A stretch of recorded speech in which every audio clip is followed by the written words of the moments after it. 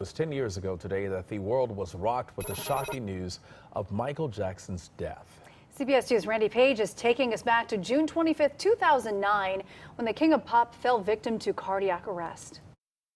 We were one of the first crews to arrive here.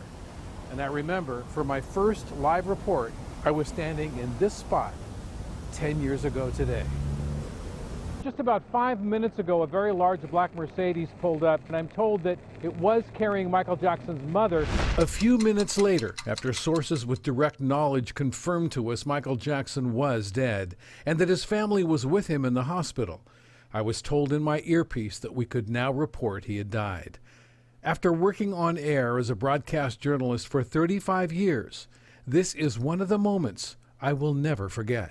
We are hearing from multiple sources now that Michael Jackson has died. So who was responsible? Did Michael Jackson cause his own death? Or were others involved? 8 months after Michael Jackson died, the cardiologist who was caring for him inside the Holmby Hills mansion, Dr. Conrad Murray, was charged with involuntary manslaughter. In September of 2011, his trial began. 2 months later, the jury returned its verdict. Guilty of the crime of involuntary manslaughter. So Conrad Murray will spend Thanksgiving inside a county jail cell. And now, all these years later, there's a tremendous amount of interest in Michael Jackson's life. In fact, there are recent documentaries detailing allegations of sexual abuse. I want to be able to speak the truth. In Las Vegas, a large show celebrating his musical genius. 10 years after his death, there's still a tremendous amount of interest in Michael Jackson's life. And Michael's fans will need to share the sidewalk here on the Hollywood Walk of Fame with Spider-Man fans, because the new Spider-Man movie premiere is scheduled for tomorrow. In fact, Hollywood Boulevard is blocked off. We can also tell you that fans are going to be gathering at the Holmby Hills mansion where he died, and also at his gravesite at Forest Lawn Cemetery. We are live in Hollywood. Let's go back to you.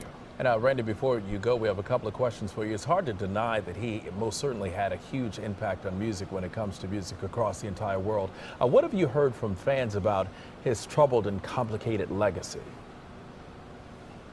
You know, it's interesting. When you speak to fans, you really find two diametrically opposed thoughts. There are some who are troubled by some of the allegations that have surfaced over the years, and of course others who just simply celebrate his musical genius. And Randy, I remember going live outside of their family home in Encino right after his passing. People came from around the world just to remember him.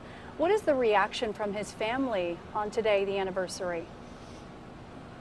Well, we know that his sister Janet Jackson has said that he will leave an unmistakable mark on the world and that he continues to have a big influence. We can also tell you that there was a statement issued by his estate which said that he is continuing to be influential in many different ways. It's also worth noting at the time of his death, his estate had a lot of debt. Well, now the estate reports a $1.3 billion surplus in the estate, largely from the tremendously successful Cirque du Soleil show in Las Vegas, and also the film that hallmarked the concert tour that he never had a chance to do.